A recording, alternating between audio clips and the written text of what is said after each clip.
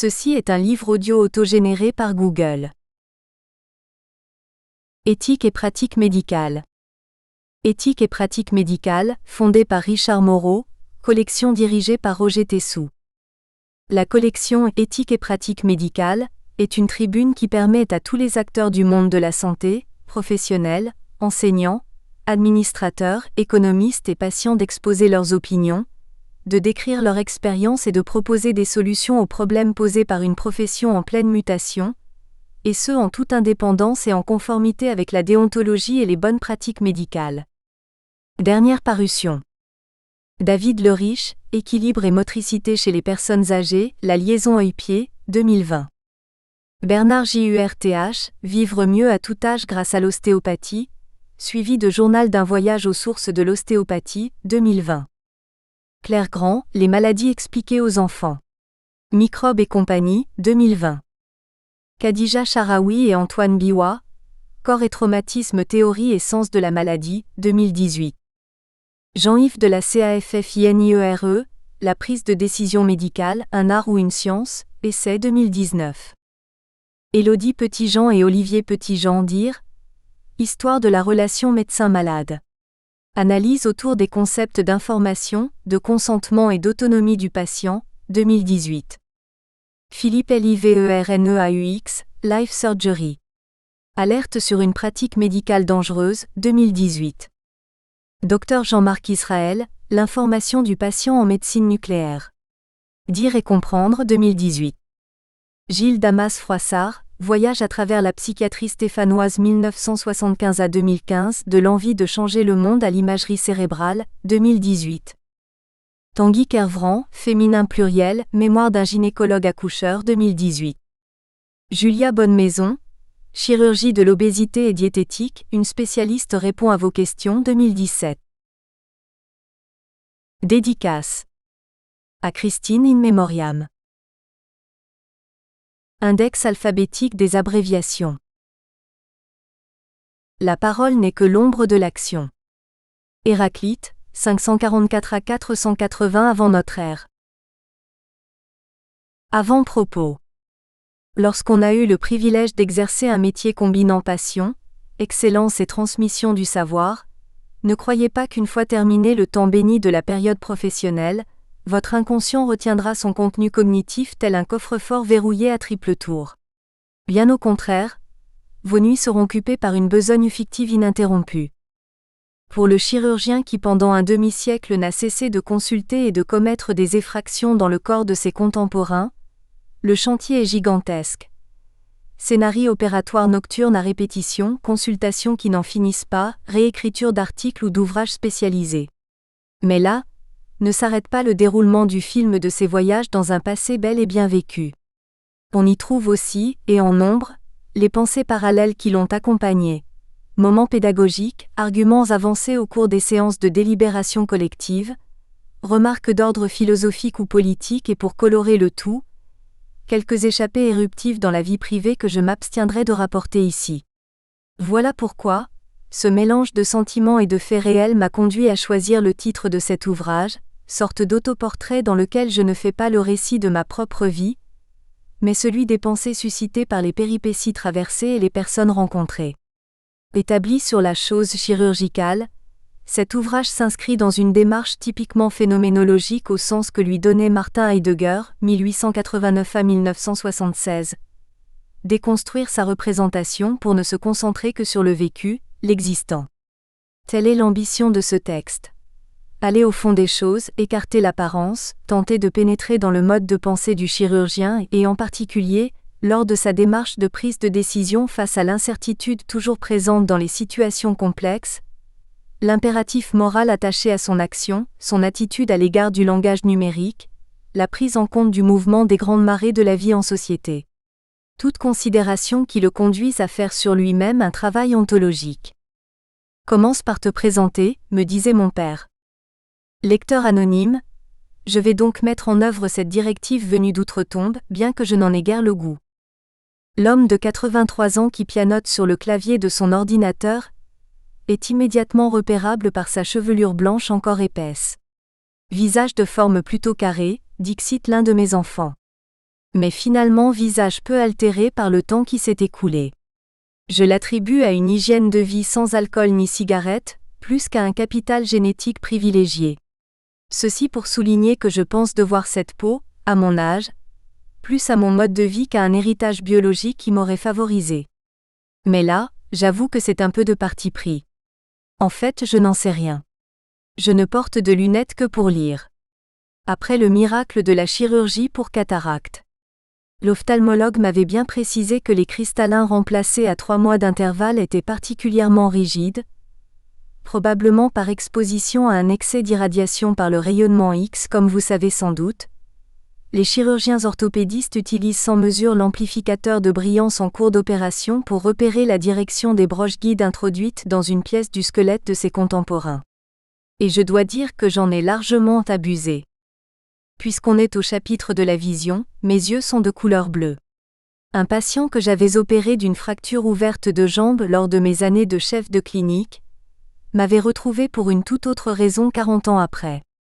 Au décours de la consultation, il me rappelle que penché sur son brancard où je venais lui annoncer qu'il fallait lui poser un clou dans le tibia, il avait été marqué par la couleur bleue intense de mon regard.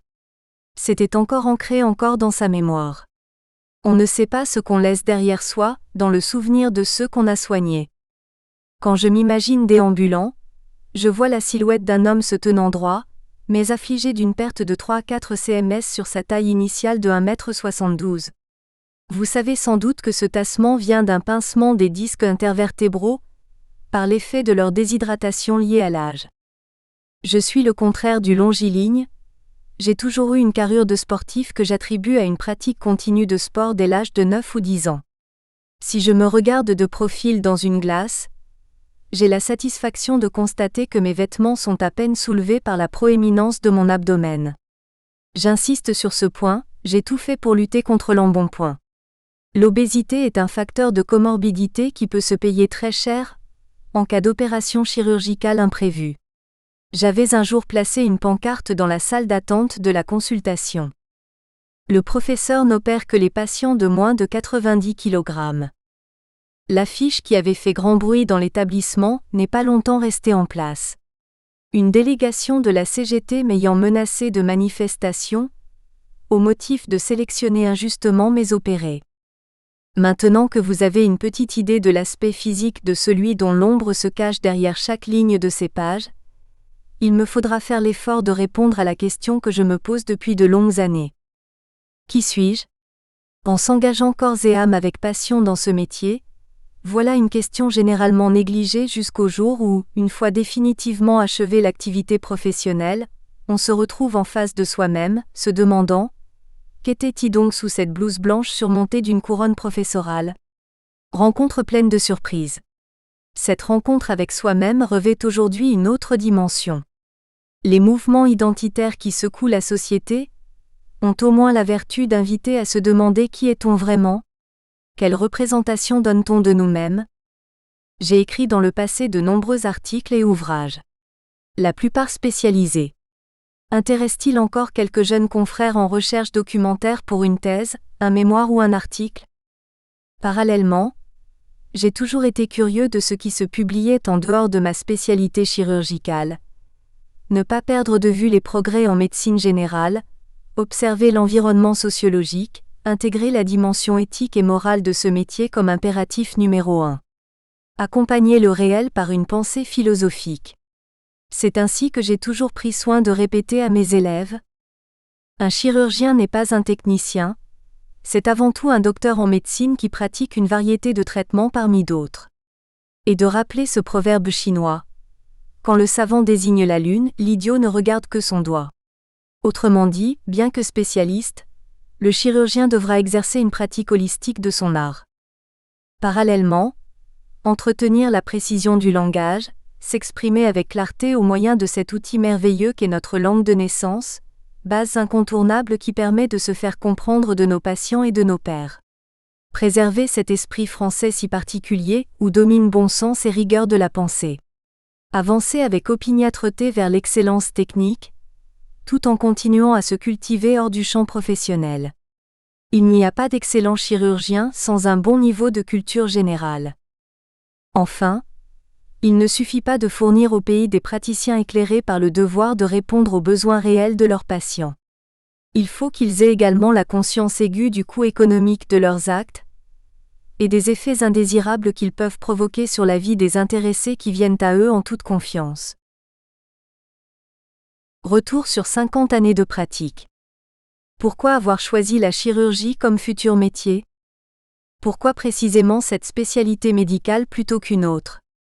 Une vocation irrépressible qui s'imposerait comme la foi vous tombe dessus sans prévenir ? Baliverne. Le prestige ? L'argent ? Voir sortir sans attendre le résultat de son action ? En fait, quand on essaye d'en comprendre les motifs, il faut bien reconnaître que c'est souvent l'influence d'un proche ou le hasard d'une rencontre qui a joué. Dans les deux cas, c'est une personnalité, un modèle dont on croise le chemin. Premier stage hospitalier, spectacle émotionnant de la salle d'opération, personnalité forte détentrice d'un savoir-faire apparemment inaccessible. Aura d'autant plus remarquable que des stages dans les services de médecine ont pu donner une impression de lenteur, voire de morosité par défaut visible de résultats. Enfin, dernière hypothèse selon Freud et ses affidés, irrépressible besoin de modeler la matière vivante, faire subir à d'autres créatures les effets de je ne sais quelle névrose enfouie profondément ? Allons, un peu de sérieux. Il était une fois. En aidant un de mes aînés, et comme souvent en fin d'opération, l'atmosphère est à la détente. J'étais jeune interne, s'intéressant à mon sort. Il me demande d'un ton paternaliste ce que je projetais de faire en fin d'internat. Veux-tu être professeur ou au contraire aller comme moi travailler en clinique privée ? Et de me raconter l'histoire d'un de ses collègues. Il s'était suicidé encore très jeune. Pourquoi ? À la période de préparation des concours, on lui avait posé la question : que veux-tu faire, médecine ou chirurgie ? Il avait répondu : je veux être professeur. Il n'avait pas réussi le concours. Ce qui comptait pour lui, c'était la couronne et non pas la fonction. Ce qui trouble en effet la perspective des apprentis chirurgiens, c'est peut-être le prestige attaché à la fonction, mais c'est aussi très vite la nature même du traitement. Opérer enfin, se servir de ses mains, mettre en application ce qu'on vous a montré pendant des années. Il est vrai qu'au fur et à mesure qu'il avance dans le savoir-faire, le jeune apprenti est concentré sur la maîtrise de sa gestuelle, tel un sportif qui prépare un championnat, veillant à tous les petits détails pour passer la ligne d'arrivée. Cette métaphore illustre assez bien cette période de formation chirurgicale. Il peut arriver que la fiction dépasse la réalité. Ainsi cet anatomiste chirurgien, par ailleurs excellent pédagogue, passionné par sa recherche sur le système veineux abdominal qui, en opérant un patient d'une hernie inguinale, tombe par hasard sur une rare anomalie. Le voilà pris de passion à en oublier qu'il n'est pas sur une table de dissection, et de se mettre à poursuivre ce réseau veineux sans tenir compte de la hernie. Heureusement, la vigilance de son jeune aide, moi-même, mit fin à l'épopée de cet anatomiste attardé qui n'allait sûrement pas dans le sens de l'intérêt de l'opérer. L'itinéraire d'un chirurgien se déroule en 3 étapes. La première, c'est celle de l'apprentissage. Période bénie où chaque jour est une découverte. Où les aînés sont des équivalents de demi-dieux parce qu'ils savent, qu'ils montrent et qu'ils vous aident. Période de l'internat où l'on agit par délégation, c'est la période du pilotage sous contrôle. Aucun danger pour le patient. Le commandant de bord est là, et s'il le faut, il reprend les manettes. Que les patients ne s'inquiètent donc pas. La deuxième étape par contre est le moment des plus grands dangers, pour le patient. Notre jeune apprenti sait déjà beaucoup. Il n'a qu'une envie après des années d'impatience, prendre la place du commandant de bord. Si l'encadrement n'est pas contraignant, le jeune chirurgien peut se lancer dans des aventures qui peuvent tourner à la tragédie. Le désir de faire absolument lui-même, alors que l'expérience est encore trop récente, peut en effet conduire à de graves sévices. Non pas la mort, mais un handicap, difficilement rattrapable. C'est ce qu'on appelle en termes judiciarisés, la perte de chance. Ce peut être une prothèse pas tout à fait d'aplomb qui se décellera au bout de quelques années, ou encore une ostéosynthèse imparfaite qui ne conduira pas la fracture à la consolidation. Cette période est donc dangereuse si ce jeune chirurgien n'est pas bridé, comme une puissante voiture automobile dont on aurait limité les performances. Pour ce faire, il y a 2 voies. Sa propre raison qui le contraint à la prudence, question d'éducation et de morale. Sinon, la hiérarchie qui observe et juge tous les matins diffuse la crainte d'être exclu du groupe en cas de grossière erreur, sorte de terrorisme exercé par le patron et ses adjoints qui l'ont subi eux-mêmes pendant de nombreuses années. Le climat de contrôle collectif et cette rigueur ont largement contribué à mon orientation. Je m'y sentais bien comme revenu dans mes bases. 2e année d'externe en médecine. Un matin, l'assistant responsable de la salle où j'étais préposé m'entraîne avec un paquet de dossiers à présenter en réunion médico-chirurgicale. C'est la première fois que je voyais le professeur Merle d'Aubigné, PMA, considéré à juste titre comme le fondateur de la chirurgie orthopédique moderne en France. Première rencontre du jeune candidat chirurgien avec le demi-dieu. Un événement marqué d'une pierre blanche. Nous étions dans les années 60. Inutile de dire que je me suis faufilé discrètement au fond du vaste amphithéâtre bondé de blouses blanches. Tout de suite, je perçois une atmosphère particulière, celle qui a baigné mon enfance. Le temple protestant sans aucune image ni représentation. PMA est assis au milieu de la première rangée de sièges, tel le pasteur derrière le pupitre. Face à lui, le vaste mur lumineux des négatoscopes recouvert d'un tas de radios. Lui tournant le dos, le chef de clinique, un grand gars, présente et commente des documents face à un patient assis sur un petit banc, terrorisé de se trouver au milieu de cet aréopage. Notre présentateur semble avoir des difficultés à conclure. Le professeur s'agite sur son siège, s'énerve devant ce qui lui paraît évident. Notre présentateur, tel un boxeur, vacille. Il est au bord du chaos devant les remontrances qui très vite tournent aux accusations personnelles. Les critiques dérapent très vite sur le sens des mots utilisés, leur signification, la sémantique, la grammaire. Tout y passe. Je suis sidéré. Je me revois à l'école du jeudi, debout au milieu des rangs, interrogé sur chaque mot des 3 lignes du Nouveau Testament que nous, les petits huguenots rassemblés, avions à apprendre, réciter et surtout en saisir le sens. Cette scène met en relief le rôle pédagogique d'un exposé en public. Être clair, exhaustif, bref pour être compris de tous afin de rapporter une observation qui introduit la discussion et conduit à la décision finale. Contribution élémentaire à la garantie de sécurité pour les patients. Je ne suis pas le seul à estimer que l'éducation nationale a failli dans le domaine de nos bases culturelles. C'est au point que le rattrapage doit être effectué comme nous pouvons, au sein même des services hospitaliers. De fait, une faculté de province a eu l'heureuse initiative de proposer des cours de latin à ceux qui, en cycle secondaire, n'ont pas eu le privilège de bénéficier de cet outil lexical qui, entre autres, prépare à la précision chirurgicale. D'ailleurs, plus tard, je repérais, selon leur façon de parler, ceux qui parmi les internes possédaient cette base de données littéraires comparée à celle de ceux qui en étaient dépourvus du fait d'un parcours exclusivement scientifique. La 3e étape dans cet itinéraire chirurgical initiatique est naturellement la période de maturité. Elle est longue à venir, car la matière est dense et en continuel changement. Mais une fois les fondamentaux acquis, c'est la phase de l'action pleine et mesurée.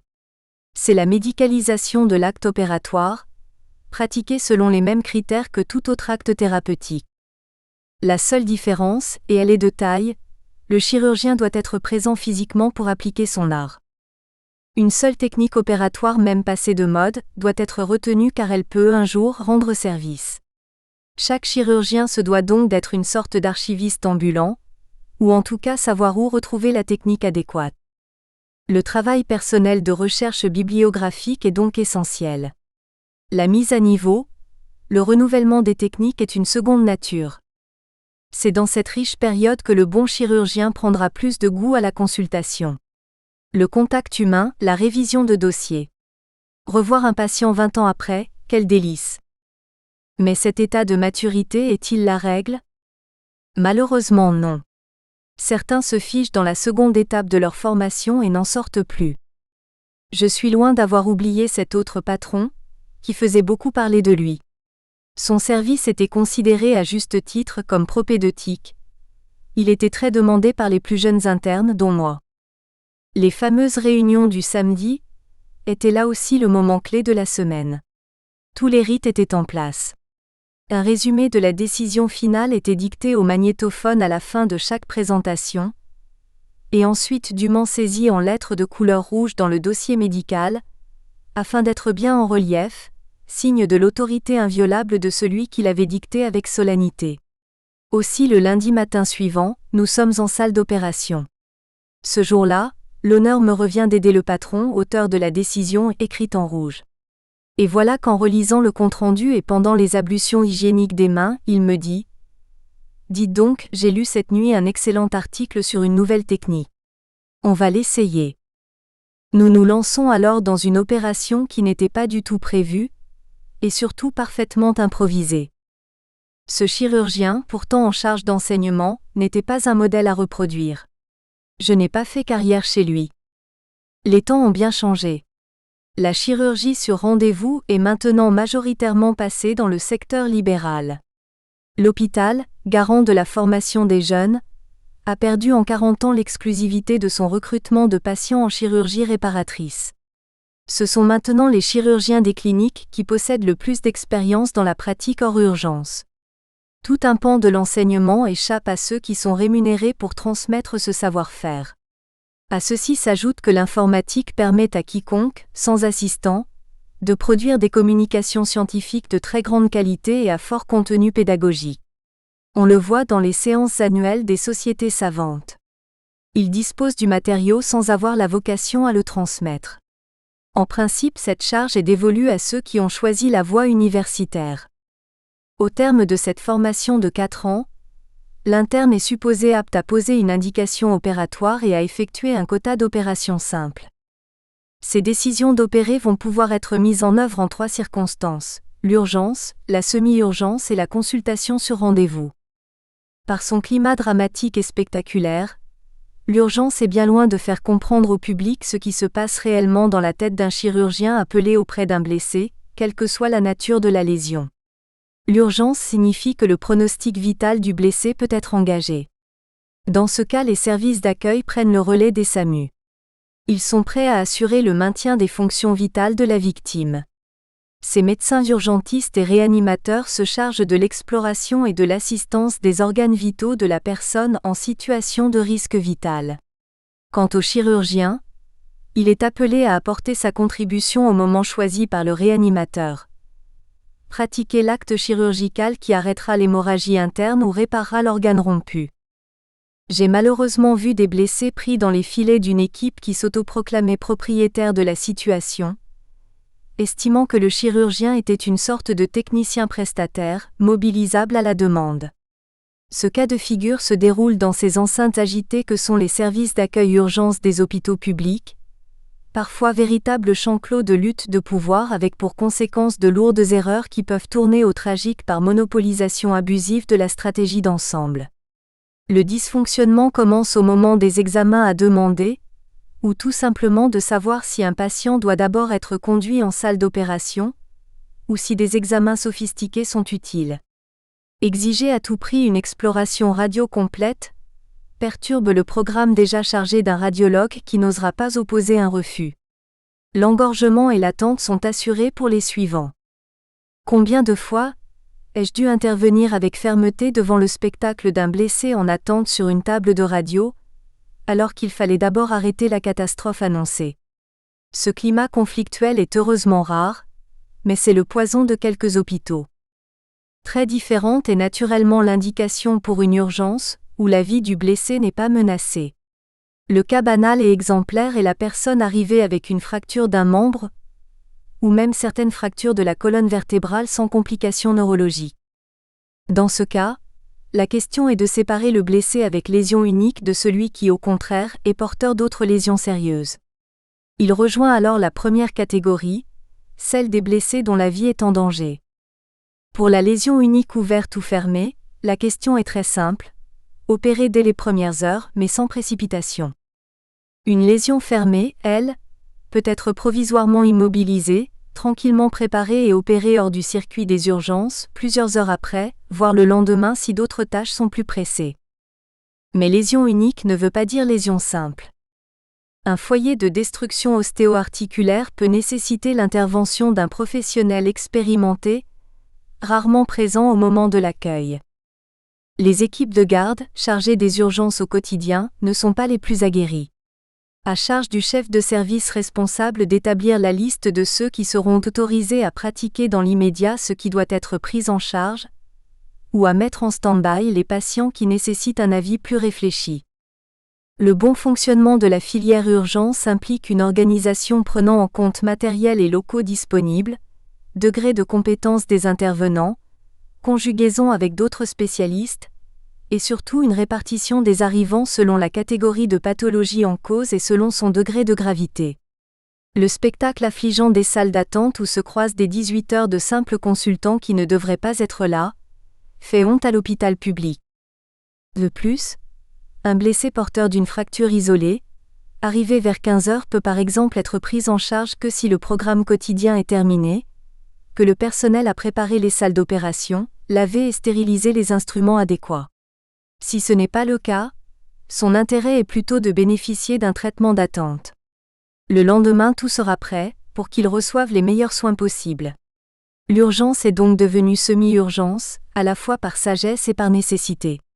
Les familles ne comprennent pas toujours ces contraintes logistiques. Évidemment, un individu jeune et en bonne santé qui se casse le fémur pourrait être opéré tout de suite, mais, comme on vient de le voir, les nécessités du service peuvent obliger à le mettre en attente avec un dispositif provisoire sans lui nuire. Autre facteur imprévu, le choix d'une technique peut être radicalement différent selon la qualité des aides présents, le matériel disponible ou encore la multiplicité des lésions associées et leur gravité. C'est un peu comme un avion qui doit se détourner de son itinéraire du fait d'un manque de carburant. Ainsi opérer en pleine nuit la même fracture du fémur alors que l'appareil radiographique mobile ou l'amplificateur de brillance ne sont pas disponibles, ou encore que l'équipe de garde n'est pas la plus exercée, relève de l'inconscience. Il est donc parfois préférable de pratiquer une méthode provisoire, même si on sait pertinemment qu'il faudra la reprendre plus tard. En revanche, si la situation rend nécessaire un acte opératoire rapide, le chirurgien peut choisir un procédé plus conventionnel mais plus simple et plus sûr, conforme à l'environnement du moment. En chirurgie d'urgence, le contexte humain et matériel a donc un rôle décisif sur le choix de la bonne stratégie. Tel un général qui doit mener une bataille, le jeune chirurgien doit improviser selon les imprévus, changer de méthode si nécessaire, connaître les aptitudes de son entourage afin qu'il n'influence pas le résultat final recherché. Différent est le cas de cette vraie semi-urgence, dont l'exemple le plus banal est la fracture du col du fémur. Madame Dubois est âgée de 82 ans passés. Elle vit seule dans un petit appartement en haut d'un immeuble au fond d'une ruelle. Sa voisine de palier est absente toute la journée. En se déplaçant dans son salon ce matin vers 9 heures, elle se prend le pied dans le tapis, tombe sur le côté. Douleur intense de hanche, elle ne peut plus se relever. Le téléphone est loin, inaccessible, la seule planche de salut est la voisine. Elle crie, hurle mais peine perdue, la dite voisine ne rentre que tard le soir. Une fois du retour de son travail, la voisine a entendu des cris étouffés. Quand Madame Dubois arrive aux urgences vers 22 heures, elle est épuisée, déshydratée. Elle a passé midi sur son plancher. Elle n'est évidemment pas toute fraîche. Bien que normalement autonome, elle a un petit problème cardiaque qui avait conduit son médecin à lui prescrire depuis plusieurs années un traitement anticoagulant qui pourrait faire saigner en abondance la plaie opératoire si on n'en tenait pas compte. Il faudra donc attendre quelques jours dans l'inconfort d'un lit d'hôpital. Madame Dubois n'est pas la seule dans ce cas. Nombreuses sont ces personnes âgées qui attendent plusieurs jours la stabilisation de leur coagulation sanguine avant d'être opérées. Le médecin d'accueil doit donc en tenir compte et veiller à admettre de tels cas selon la disponibilité en lit et en ressources humaines du service, en vue du traitement préopératoire adéquat. C'est ainsi que Madame Benoît voyait sortir de terre depuis des années un nouvel hôpital en face de chez elle. Quelle aubaine!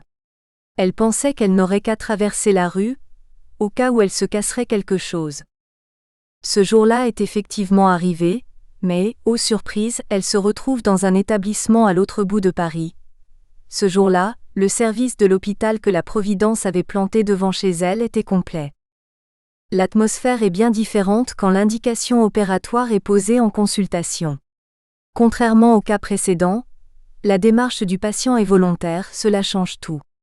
Encore que certains se retrouvent parfois dans un circuit comme pris tel un poisson dans un filet. L'intéressé prend en général lui-même rendez-vous, se déplace volontairement pour rencontrer le chirurgien qu'il a choisi ou qui lui a été conseillé. Dans ce domaine, on voit de tout. Son choix peut venir d'un commentaire intercepté au café du coin, chez la boulangère ou dans un dîner mondain. La pathologie en cause est généralement déjà identifiée. Le patient tend la lettre habituellement illisible rédigée par le médecin traitant. Je le dis avec humilité, car j'avoue avoir une écriture que seuls les habitués sont capables de traduire. Fini la belle lettre du médecin traitant, qui décrivait avec précision, sans faute d'orthographe, et dans un français impeccable, l'histoire de son patient avec des interrogations et même des hypothèses. Il faisait l'effort d'un récit précis des troubles d'un patient qu'il connaissait de longue date. Ce seul document disait tout sur la qualité de ce médecin. C'était un plaisir d'y répondre avec le même souci esthétique. Il est bien plus fréquent de se voir tendre un papier contenant 2 ou 3 lignes, avec la mention « pour avis », ou encore une sorte de fiche sortie d'un ordinateur et parfois sans lien avec le motif de la raison de la consultation. Et combien sont nombreux les patients qui se présentent avec sous leurs bras un énorme paquet de radiographies dont on parvient à grand-peine à extraire l'unique image qui va réellement servir à la décision. Malgré les efforts de l'âme, la gabegie continue. En collectivité hospitalière publique et spécialement universitaire, le chirurgien consulté prend la décision de l'hospitalisation, mais l'opération est, comme on l'a déjà vu plus haut, décidée en groupe. La réunion du service, c'est la grande affaire hebdomadaire. C'est le lieu où sont présentés les dossiers des futurs opérés de la semaine suivante. Avant que ne se développent les secteurs d'hospitalisation ambulatoire ou même de semaine, sortie le vendredi soir, retour le lundi matin, on pratiquait ces réunions en présence du patient lui-même. Atmosphère de tribunal, souvent dénoncée pour son déroulement en public. C'est pourtant la sécurité assurée pour le patient. Il permet de vérifier la réalité du handicap du moment, de l'informer directement de la décision et de lui en expliquer les raisons. Aujourd'hui, cette organisation est devenue presque impossible à mettre en œuvre. Le patient entre le plus souvent en hospitalisation, le jour même de l'opération. Les explorations préopératoires ont été faites à l'extérieur. La décision ne repose plus que sur le seul consultant qui l'a vu, quelques semaines ou mois avant. Nos tutelles administratives placent beaucoup d'espoir dans la généralisation à outrance de cette démarche supposée générer de l'économie.